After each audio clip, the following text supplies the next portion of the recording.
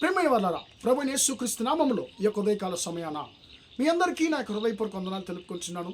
ఈరోజు అంతా కూడా మీరు చేయబడిన అన్ని విషయాల్లో దేవుని హస్తం మీకు తోడై ఉండి మీకు జయాన్ని కలుగజేయును గాక. ఆది కాండము 18వ అధ్యాయము 14వ వచనం సెలవిస్తుంది, యెహోవాకి అసాధ్యమైనది ఏదైనా ఉన్నదా అనేటువంటి ప్రశ్నతో ఈ మాట రాయబడింది. ఈ మాట ఎవరితో అడిగినటువంటి ప్రశ్న అని మనం గమనించినట్లయితే దేవుడు అబ్రహాముతో అడిగినటువంటి ఒక ప్రశ్నగా ఉంది. ప్రియమైన దేవుని బిడ్డలారా, ఇక్కడ ఏం జరుగుతుంది? అబ్రహాంకు దేవుని యొక్క మాట వాగ్దానం అక్కడ ఇవ్వబడుతుంది. అయ్యా, నీ భార్య అయినటువంటి సారా ఖచ్చితంగా నీకు కుమారుని కంటుంది అన్నప్పుడు సారమ్మ వెనక గుడారంలో ఉండి దేవుని మాట విని ఆమె తన మనస్సులో నవ్వుతుంది. అసలు నాకు బిడ్డలు పుట్టడం ఏంటి? నా భర్తకి వయసు అయిపోయింది, నాకు వయసు అయిపోయింది, మేమిద్దరం వృద్ధులం అయిపోయాము, అసలు ఇంకా పిల్లలు పుట్టడం ఏంటి అని చెప్పి ఆమె నవ్వుతుంది. ప్రేమ దేని, ఎందుకంటే వాళ్ళని అసలు వాళ్ళ మీద మనము అంటే వాళ్ళ మీద మనం ఏ నేరం మోపలేము, ఎందుకంటే వారి పరిస్థితి అదండి. ప్రేమ దేని బిడ్డలారా, కానీ దేవుడు అంటున్నాడు, లేదు, ఖచ్చితంగా నీకు నీ భార్య అయినటువంటి సారా ఒక కుమారుని కంటుంది అని చెప్పి దేవుడు చాలా స్పష్టంగా చెప్పేది మనం గమనిస్తున్నామండి. ప్రేమ జన్మలో చాలాసార్లు మనము ఏం చేస్తామంటే, నాకు ఇక మీద దేవుడు నా జీవితంలో క్రియ జరిగించడము అసాధ్యమండి, ఇంకా అసలు జరగదులేండి, ఇంకంతేలే, నా జీవితంలో ఏదో దొరుకుతుందో దాన్ని నేను ఉంచుకుని నేను అడ్జస్ట్ అయిపోవాలి, అదే నా పరిస్థితి, ఇంకా నన్ను ఎవరు మార్చలేరు, నా పరిస్థితిని ఎవరు మార్చలేరు, నన్ను ఎవరు తప్పించలేరు, నాకు ఎవరు సహాయం చేయలేరని చెప్పి మనం ఏం చేస్తున్నామంటే ప్రియులారా, నిరుత్సాహపడిపోతున్నాం.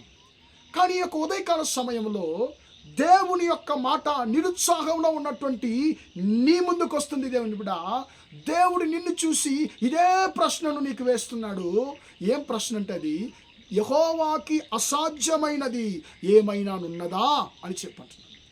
ప్రేమ దేవుని బిడ్డ, నువ్వు ఏదో కొన్ని విషయాల గురించి నువ్వు నిరుత్సాహపడిపోయి ఉన్నావు, నమ్మకాన్ని కోల్పోయి ఉన్నావు. దేవుడు అంటున్నాడు, నీ పరిస్థితులను చూసి నేను నీకు వాగ్దానం చేసే దేవుడిని కాదు, నీ పరిస్థితులు మారుతున్నప్పుడు నేను నా మాటలు మార్చే దేవుడు కాదు, నేను పరిస్థితులకి మించిన దేవుడను, నీ పరిస్థితులు మార్చే దేవుడును, నీ పరిస్థితులు ఎలాగున్నా కూడా నీ పరిస్థితులు నీకు అనుకూలంగా మార్చి నిన్ను దీవించేటువంటి దేవుడును నేనని చెప్పి ఆయన నీకు ఈ ఉదయకాల సమయంలో నీతో ఆయన మాట్లాడుతున్నాడు. ప్రియమైన దేవుని బిడ్డలారా, దేవుడు అంటున్నాడు, లేదు, ఖచ్చితంగా అబ్రహాము నీ భార్య నీకు ఒక కుమారుని కంటుందని చెప్పని అన్నాడు. ఏం జరిగింది ప్రియులారా? చివరికి దేవుని వాగ్దానం నెరవేరిందండి. నిరుత్సాహపడిపోయి ఉన్నారు, ఏదో పర్వాలేదు, దేవుడు ఆదరణకి ఓదార్పుకు మాట్లాడుతున్నాడని చెప్పి వారు ఆ మాటను తీసుకుని ఉంటారండి. కానీ ఏం జరిగింది? దేవుడు తన మాటను నిలబెట్టుకున్నాడు. ప్రియమైన దేవుని బిడ్డలారా, అబ్రహాము జీవితంలో సారమ్మ జీవితంలో తన మాటను నిలబెట్టుకున్న దేవుడు, తన మాట నెరవేర్చిన దేవుడు, నీ జీవితంలో కూడా ఆయన తమ మాటను ఆయన నెరవేర్చే దేవుడిగా ఉన్నాడు. ఆయనకి అసాధ్యమైంది ఈ లోకంలో ఏమీ లేదు. కాబట్టి ఈ మాటను ప్రతిరోజు మనము ఈ మాటతో దేవుని స్తుతిద్దామయ్యా, నీకు అసాధ్యమైనది ఏమీ లేదయ్యా, నీకు అసాధ్యమైనది ఏమన్నా ఉన్నదా? లేదు. కాబట్టి నా జీవితంలో నువ్వు సమస్తాన్ని చేయగలవు, నువ్వు ఏమైనా చేయగలవు అని చెప్పి దేవుణ్ణి మనం స్తుతిద్దాం, ప్రార్థన చేద్దామా. ప్రేమగల మా తండ్రి, దయగల దేవా, ఇంతవరకు ఈ మాటలు విన్న తండ్రి, నీ బిడ్డలను దీవించండి, ఆశీర్వదించండి. యెహోవాకి అసాధ్యమైనది ఏదైనా ఉన్నదా అని చెప్పి తండ్రి, అయ్యా, నువ్వు అబ్రహాంతో ప్రశ్నించావు, అబ్రహాం జీవితంలో నీ మాట నిలబెట్టుకున్న దేవుడువు తండ్రి. అయ్యా, నిరుత్సాహపడిపోయి ఉన్నా, ఇక నా జీవితంలో నా పరిస్థితులు ఎవరు మార్చలేరు, నాకు ఎవరు సహాయం చేయలేరని చెప్పి నిరుత్సాహపడిపోయి ఉన్నా, నీ బిడ్డలను ఓదార్చండి తండ్రి. నువ్వు అనుకుంటే ఏదైనా చేయగలవయ్యా, పరిస్థితులను అనుకూలపరిచి తండ్రి నీ బిడ్డలను దీవించేటువంటి దేవుడు అనేటువంటి తండ్రి. అయ్యా, స్తోత్రము. మాటను మీ బిడ్డలతో మీరు మాట్లాడినా నీ కృపను బట్టి స్తోత్రం. ఈ మాట నీ బిడ్డలకు జీవితంలో 100% నెరవేరునుగా కానీ ప్రార్థిస్తున్నాను.